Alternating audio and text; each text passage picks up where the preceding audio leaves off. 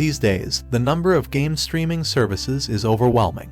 In addition to having access to a huge selection of games through multiple platforms, we can now download additional games directly on our devices, even if we aren't really running them locally. If you want to take use of this cutting-edge technology, there are numerous companies offering a variety of subscription models. To help you decide which of these is worth your time and money, we've broken down each major service in terms of what you receive and how much it costs. Our first pick is PlayStation. On PlayStation Plus's premium tier, which will set you back a hearty $17.99 for 1 month, $49.99 for 3 months, and $119.99 for 12 months. You can stream a selection of games from a variety of systems, including the original PlayStation, PSP, PS2, PS3, and PS4. Keep in mind that this is not the entire Game and Classics catalog, but select original games within the Classics catalog and Game catalog libraries. PS5 games cannot be streamed. You can play these stream games in either your PS4 and PS5 consoles or through the PlayStation Plus app on your PC.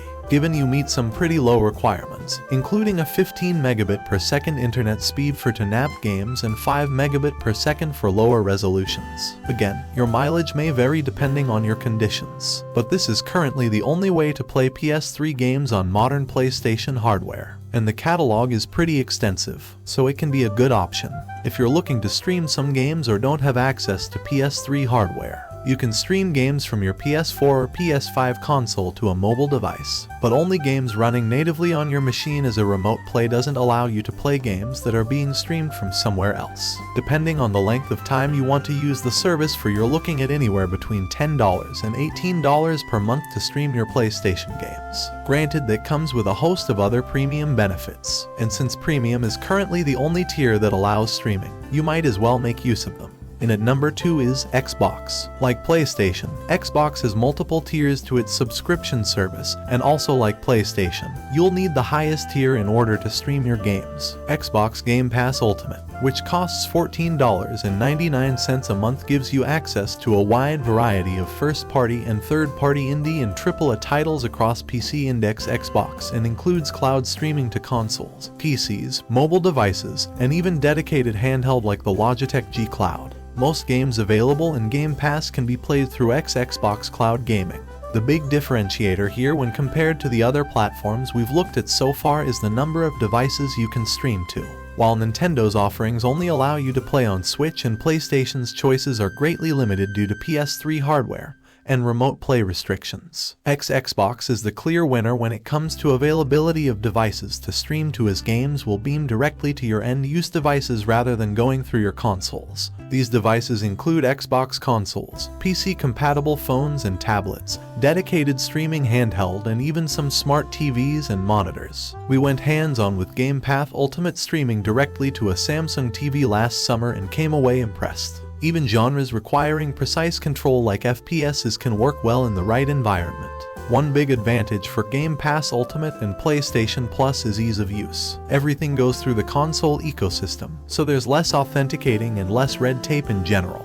Yes, and at number 3 is Nintendo. Nintendo doesn't have a streaming service per se, but they do have several third-party games available for cloud streaming, including various Resident Evil games, Marvel's Guardians of the Galaxy, and even Kingdom Hearts 3. You simply buy these in the shop like you would any other game, but they won't be running on your Switch hardware. They'll run at a rig somewhere else and beam directly to your Switch. You also can't stream these games on any hardware other than your Switch, and the price of each varies depending on which cloud game you're buying. We've encountered wildly different qualities and levels of responsiveness from our time with the cloud versions of Switch games, so your experience will likely be highly dependent on factors such as your internet speed, time of day, whether or not you're using an Ethernet cable and docking your Switch, and even your tolerance for input delay and streaming artifacts. But on the bright side, you don't need any kind of Nintendo Switch Online subscription to make use of these purchases. Simply buy the game and it's yours. Well, not yours, you don't actually own it, but you know, note me, yay digital future. Coming in at number 4 is Nvidia. All the other platforms we've mentioned include game libraries that are made available for streaming. NVIDIA GeForce now allows you to stream the games you already own on PC to various devices, including compatible phones, tablets, PCs, smart TVs, dedicated handhelds like the Logitech G Cloud, the NVIDIA Shield TV, and even Max. There are 3 tiers to the GeForce Now service: Free, Priority, and Ultimate, with each tier promising a new ceiling on both performance and playtime per session.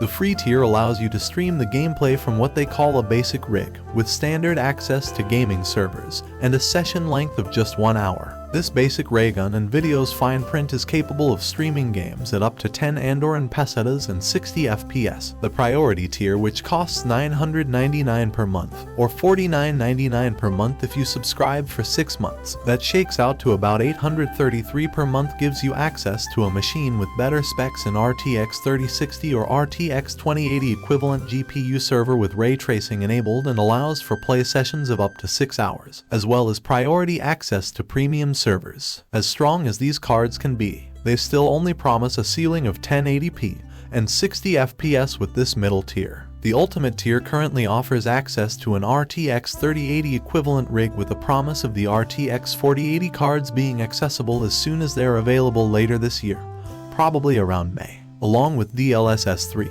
you get exclusive access to the fastest servers, an 8-hour session length at up to 4K resolution at 120 FPS currently, with that increasing to a possibility of 240 FPS when moving over to the new cards. They cost $19.99 a month, or $99.99 per 6 months, which is about $17 monthly, and Nvidia has said there shouldn't be a pricing change with this year's incoming upgrades. Since GeForce Now doesn't offer any games with its service, it seems to be primarily aimed at those with previously existing PC game libraries with hardware that may be outdated or just not up to the task of running a game. Ideally, it doesn't run every game, but it currently has a library of more than 15 games and is still growing.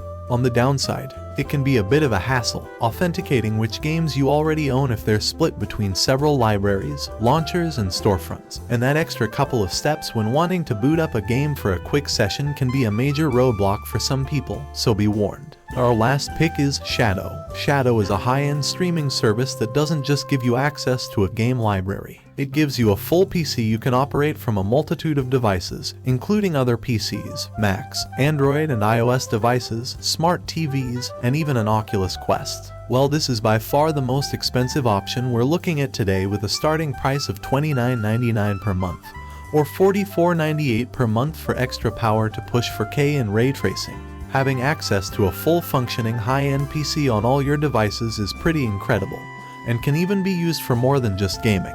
I even had a co-worker edit videos for work through his Shadow connection because the internet his virtual rig was connected to was blazingly fast. One downside other than the cost is that it doesn't play nice with some anti-cheat software, so some games like Valorant just won't be able to run. Then again, if you're playing a high Twitch game like Valorant, streaming may not be your best option in the first place. There also may be some limited availability as the high-end virtual machines were out of stock last time we checked. Here is an overview of the main gaming streaming services, including what each one will cost and what it will provide you. Several variables, such as internet speed, connection, stability, network congestion, location, time of day, the device you're using, and how petty the internet gods are feeling on any given day, all have a significant impact on whether or not you can stream games. But hoping watching this video will at least help you make a wise choice. Which streaming service, if any, are you considering using?